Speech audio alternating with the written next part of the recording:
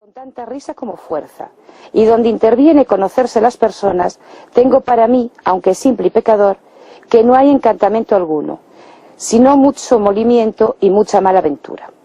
Ahora bien, Dios lo remediará, dijo Don Quijote, dame de vestir y déjame salir allá afuera, que quiero ver los sucesos y transformaciones que dices. Dióle de vestir Sancho, y en el entretanto que se vestía, contó el cura a don Fernando y a los demás las locuras de Don Quijote, y del artificio que habían usado para sacarle de la peña pobre, donde él se imaginaba estar por desdenes de su señora. Contóles asimismo casi todas las aventuras que Sancho había contado. Lo que resta es que mañana no pongamos en camino, porque ya hoy se podrá hacer poca jornada, y en lo que los demás del buen suceso, que espero, lo dejaré a Dios y al valor de vuestro pecho. Esto dijo la discreta Dorotea, y oyendo Don Quijote se volvió a Sancho, y con muestra de mucho enojo le dijo: ahora te digo, Sanchuelo, que eres el mayor bellacuelo que hay en España. Dime, ladrón vagabundo, ¿no me acabaste de decir ahora que esta princesa se había vuelto en una doncella que se llamaba Dorotea, y que la cabeza que entiendo que corte a un gigante era la puta que te parió, con otros disparates que me pusieron en la mayor confusión que jamás he estado en todos los días de mi vida? Voto y miro al cielo y aprieto los dientes, que estoy por hacer un estrago en ti, que ponga sal en la mollera, o todos cuantos mentirosos escuderos hubiera de caballeros andantes. De aquí Decidme, adelante. señor, dijo Dorotea, ¿esta señora es cristiana o mora? Porque el traje y el silencio nos hace pensar que es lo que no querríamos que fuese. Mora es en el traje y en el cuerpo, pero en el alma es muy grande cristiana, porque tiene grandísimos deseos de serlo. Luego, no es bautizada, replicó Lucidinda. No ha habido lugar para ello, respondió el captivo. Después que salió de Argel, su patria y tierra, y hasta ahora no se ha visto en peligro de muerte tan cercana que obligase a bautizalla sin que supiese primero todas las ceremonias que nuestra madre, la Santa Iglesia, manda. Pero Dios será servido que presto se bautice, con la decencia de la calidad de su persona merece, que es más de lo que muestra su hábito y el mío. Y pérdida lamentable y desdichada. Súpose cierto que venía por general de esta liga el serenísimo don Juan de Austria, el hermano natural de nuestro buen rey don Felipe. Divulgóse el grandísimo aparato de guerra que se hacía. Todo lo cual me incitó y conmovió el ánimo y el deseo de verme en la jornada que se esperaba. Y aunque tenía barruntos y casi promesas ciertas de que en la primera ocasión que se ofreciese sería promovido a capitán, lo quise dejar todo y venirme como me vine a Italia. Y quiso mi buena suerte que el señor don Juan de Austria, que acababa de llegar a Génova, que pasaba a Nápoles a juntarse con la armada de Venecia, como después lo hizo en Mecina. Digo, en fin, que me hallé en aquella felicísima jornada, ya hecho capitán de infantería, a cuyo honroso cargo me subió mi buena suerte más que mis merecimientos. La minaron por 3 partes, pero con ninguna se pudo volar lo que parecía menos fuerte, que eran las murallas viejas, y todo aquello que había quedado en pie de la fortificación nueva que había hecho el Framtín. Con mucha facilidad vino a tierra. En resolución, la armada volvió a Constantinopla, triunfantes y vencedora. Y de allí a pocos meses murió mi amo, el Uchalí, al cual llamaban Uchalí Factar, que quería decir en lengua turquesa el renegado tiñoso, porque lo era. Y es costumbre entre los turcos ponerse nombre de alguna falta que tengan, o de alguna virtud que a ellos haya. Digo pues, que encima del patio de nuestra prisión caían las ventanas de la casa de un moro rico y principal, las cuales, como de ordinario son las de los moros, más eran agujeros que ventanas, y aun éstas se cubrían con celosías muy espesas y apretadas. Acaeció pues que un día, estando en un terrado de nuestra prisión, con otros 3 compañeros, haciendo pruebas de saltar con las cadenas por entretener el tiempo, estando solos, porque todos los demás cristianos habían salido a trabajar, alcé acaso los ojos y vi que por aquellas cerradas ventanillas que he dicho parecía una caña, y al remate de ella puesto un lienzo atado, y la caña se estaba blandeando y moviéndose, casi como si hiciera señas que llegásemos a tomarla. Miramos en ello, y uno de los que conmigo estaban fueron a ponerse debajo de la caña, por ver si la soltaban. Y diciendo esto, sacó del pecho un crucifijo de metal, y con muchas lágrimas juró por el Dios que aquella imagen representaba, en quien él, aunque pecador y malo, bien y fielmente creía, de guardarnos lealtad y secreto en todo cuanto quisiéramos descubrirle. Porque le que parecía y casi adivinaba que por medio de aquella que aquel papel había escrito él y todos nosotros de tener libertad y verse él en lo que tanto deseaba, que era reducirse al gremio de la Santa Iglesia su madre, de quien como miembro podrido estaba dividido y apartado por su ignorancia y pecado. Con tantas lágrimas y con muestras de tanto arrepentimiento dijo esto el renegado, que todos del mismo parecer consentimos y vinimos a declararle la verdad del caos, y así le dimos cuenta de todo, sin encubrirle nada. Mostrámosle la ventanilla por donde parecía la caña y él marcó desde allí la casa y quedó... Digo, pues, que cada vez que pasaba con su barca daba fondo en una caleta que estaba no 2 tiros de ballesta del jardín donde Zoraida esperaba. Y allí, muy de propósito, se ponía el renegado con los morillos que bogaban el remo, o ya a hacer la zalá, o a como para ensayarse de burlas a lo que pensaba hacer de veras. Y así se iba al jardín de Zoraida y le pedía fruta, y su padre se la daba sin conocerle. Y aunque él quisiera hablar a Zoraida, como él después me dijo, y decille que él era el que por orden mía la había de llevar a tierra de cristianos, que estuviese contenta y segura, nunca le fue posible, porque las moras no se dejan ver de ningún moro ni turco, y si no es que su marido o su padre se lo manden de cristianos cautivos, se dejan tratar y comunicar, aún más de aquello que sería razonable. Servíanos de intérprete a la más de estas palabras y razones el padre de Zoraida, como más ladino, que aunque ella hablaba la bastarda lengua que, como he dicho, allí se usa, más declaraba su intención por señas que por palabras.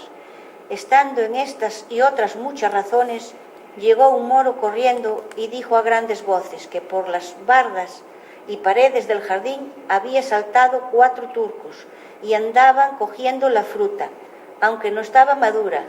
Sobresaltóse el viejo y lo mismo hizo Zoraida, porque es común y casi natural el miedo que los moros a los turcos tienen, especialmente a los soldados, los cuales son tan insolentes y tienen tanto imperio sobre los moros que a ellos están sujetos, que los tratan peor que si fueran esclavos suyos. Digo, pues, que dijo su padre a Zoraida: hija, retírate a la casa y enciérrate, en tanto que yo voy a hablar a esos canes. Ellos, señor, la sobresaltaron, como has dicho, dije yo a su padre. Mas pues ella dice que yo me vaya, no la quiero dar pesadumbre. Quédate en paz y con tu licencia volveré, si fuese menester, por llevas a este jardín, que según dice mi amo, en ninguno las hay mejores para ensalada que en él. Todas las que quisieres podrás volver, respondió Agimorato, que mi hija no dice esto porque tú ni ninguno de los cristianos la enojaban, sino que por decir que los turcos se fuesen, dijo que tú te fueses, o porque ya era hora que buscases tus hierbas. Con esto me despedí al punto de entrambos, y ella, arrancándosele el alma al parecer, se fue con su padre, y yo, con achaque de buscar las hierbas, rodeé muy bien y a mi placer todo el jardín. Miré bien las entradas y salidas, y la fortaleza de la casa, y la comodidad que se podría ofrecer para facilitar todo nuestro negocio. Hecho esto... Ninguno de vosotros se mueva de aquí, si no quiere que le cueste la vida. Ya a este tiempo habían entrado dentro casi todos los cristianos. Los moros, que eran de poco ánimo, viendo hablar de aquella manera a su Arráez, quedáronse espantados y sin ninguno de todos ellos echar mano a las armas, que pocas o casi ninguna tenían, se dejaron, sin hablar palabra alguna, maniatar de los cristianos, los cuales con mucha presteza lo hicieron, amenazando a los moros que si alzaban por alguna vía o manera la voz, que luego al punto los pasarían a todos a cuchillo. Hecho ya esto, quedándose en guardia de ellos la mitad de los nuestros, los que quedábamos haciéndonos a sí mismo el renegado la guía, fuimos al jardín de Agi Morato, y quiso la buena suerte que, llegando a abrir la puerta, se abrió con tanta facilidad como si cerrada no estuviera. Y así, con gran quietud y silencio, llegamos a la casa sin ser sentidos de nadie. Cualquier otra cosa pudiera yo esperar y creer de vuestra liberalidad y buen término. Oh cristianos, mas al darme libertad, no me tengáis por tan simple que lo imaginé, que nunca os pusisteis vosotros al peligro de quitármela, para volverla tan liberalmente, especialmente sabiendo quién soy yo, y el interés que se os pueda seguir de dármela, el cual interese. Si le queréis poner nombre, desde aquí os ofrezco todo aquello que queríades por mí y por esa desdichada hija mía, o si no, por ella sola, que es la mayor y la mejor parte de mi alma. En diciendo esto comenzó a llorar tan amargamente que a todos nos movió a compasión y forzó a Zoraida que le mirase, la cual, viéndola llorar, así se enterneció, que se levantó de mis pies y fue a abrazar a su padre. Y juntando su rostro con el suyo, comenzaron los dos tan tierno llanto que muchos de los que allí íbamos. Y, habiendo pasado un poco delante, que ya el bajel quedaba sotavento, de improviso soltaron 2 piezas de artillería, y, a lo que parecía, ambas venían con cadenas, porque con una cortaron nuestro árbol por medio, y dieron con él y con la vela en el mar. Y al momento, disparando otra pieza, vino a dar la bala en mitad de nuestra barca, de modo que la abrió toda, sin hacer otro mal alguno. Pero, como nosotros nos venimos ir a fondo, comenzamos todos a grandes voces a pedir socorro y a rogar a los del bajel que nos acogiesen, porque nos anegábamos. Amainaron entonces y, echando el esquife o barca a la mar, entraron en él hasta 12 franceses bien armados, con sus arcabuces y cuerdas encendidas, y así llegaron junto al nuestro, y, viendo cuán pocos éramos y como el bajel se hundía, nos recogieron. Cerca de mediodía podría ser cuando nos echaron en la barca, dándonos 2 barriles de agua y algún bizcocho, y el capitán, movido no sé de qué misericordia, al embarcarse la hermosísima Zoraida, le dio hasta 40 escudos de oro, y no consintió que le quitasen sus soldados estos mismos vestidos que ahora tiene puestos. Entramos en el bajel, dámosles las gracias por el bien que nos hacían, mostrándonos más agradecidos que quejosos. Ellos hicieron a lo largo, siguiendo la derrota del estrecho. Nosotros, sin mirar a otro norte que a la tierra que se nos mostraba delante. Nos dimos tanta prisa en bogar que al poner del sol estábamos tan cerca que bien pudiéramos, a nuestro parecer, llegar antes que fuera muy noche.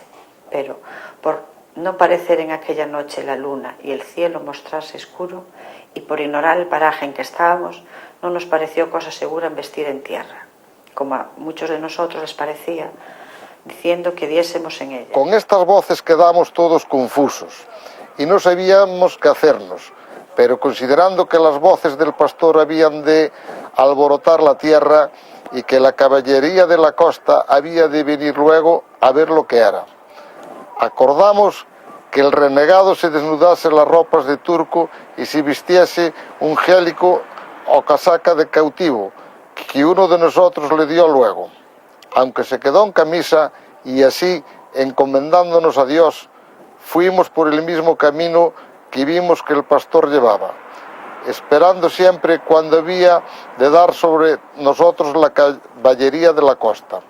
Y no nos engañó nuestro pensamiento, porque aún no habrían pasado 2 horas, cuando habiendo ya salido de aquellas malezas a un llano, descubrimos hasta 50 caballeros, que con gran ligereza corrieron a media rienda.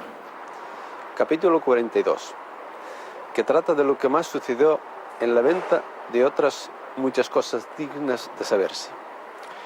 Cayó indiciendo esto el cautivo, a quien don Fernando dijo: «Por cierto, señor capitán, el modo con que habéis contado este extraño suceso ha sido tal que iguala a la novedad y extrañeza del mismo caso. Todo es peregrino y raro, y lleno de accidentes que maravillan y suspenden a quien los oye. Y es de tal manera el gusto que hemos recibido en escuchalle, que aunque nos hallara el día de mañana entretenidos en el mismo cuento, holgáramos que de nuevo se comenzara». Y en diciendo esto, don Fernando y todos los demás se le ofrecieron con todo lo que a ellos posible para servirle. Con palabras y razones tan amorosas y tan verdaderas que el capitán se tuvo por bien satisfecho de sus voluntades. El cautivo, que desde el punto que vio al oidor, le dio saltos el corazón y barruntos de que aquel era su hermano. Preguntó a uno de los criados que con él venían que cómo se llamaba y si sabía de qué tierra era. El criado le respondió que se llamaba el licenciado Juan Pérez de Viezma y que había oído decir que era de un lugar de las montañas de León.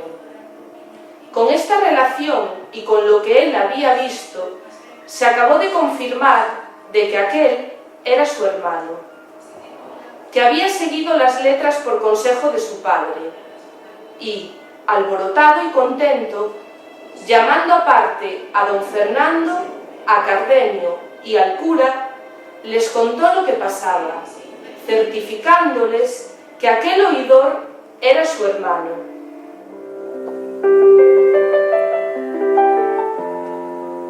Todo lo que el cura decía y estaba escuchando, algo de allí desviado, y el capitán, y notaba todos los movimientos de su hermano hacia, el cual, viendo que ya el cura había llegado al fin a su cuento, dando un grande suspiro y llenándosele los ojos de agua, dijo: «Oh Señor, si supiésedes las nuevas que me habéis contado y cómo me tocan tan de parte que es más forzoso dar muestras de ello con las lágrimas que, contra toda mi discreción y recato, me salen por los ojos. Ese capitán tan valiente». Capítulo 43, donde se cuenta la agradable historia del mozo de mulas con otros extraños acaecimientos en la venta sucedidos. Llegando el que cantaba a este punto, le pareció a Dorotea que sería bien que dejase Clara de oír una tan buena voz, y así, moviéndola a una y a otra parte, la despertó diciéndole: «Perdóname, niña, que te despierto, pues lo hago porque gustes de oír la mejor voz que quizá habrás oído en toda tu vida». Clara despertó toda soñolienta y de la primera vez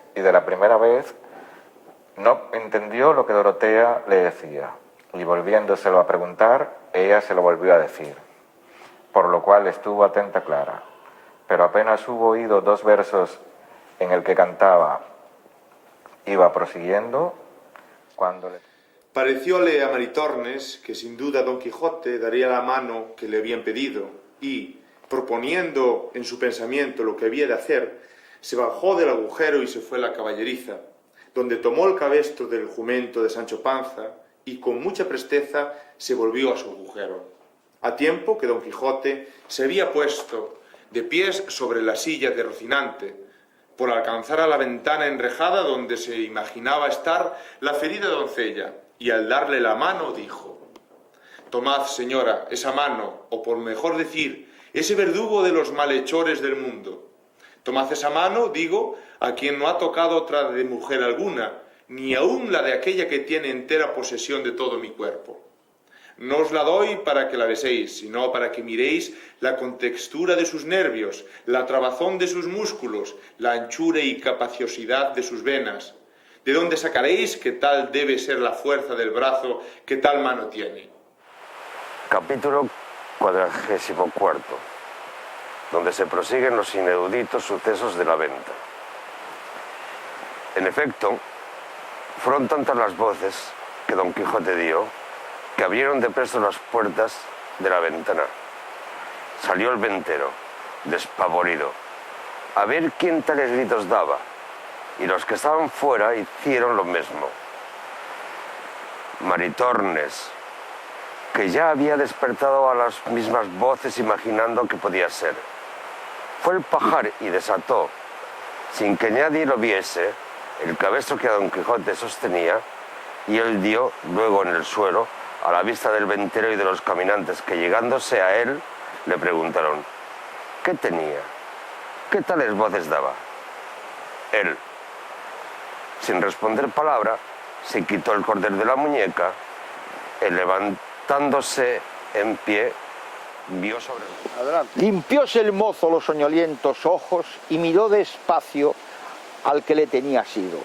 Y luego conoció que era criado de su padre, de que recibió tal sobresalto que no acertó o no pudo hablarle palabra por un buen espacio. Y el criado prosiguió diciendo: aquí no hay que hacer otra cosa, señor don Luis, sino prestar paciencia y dar la vuelta a casa.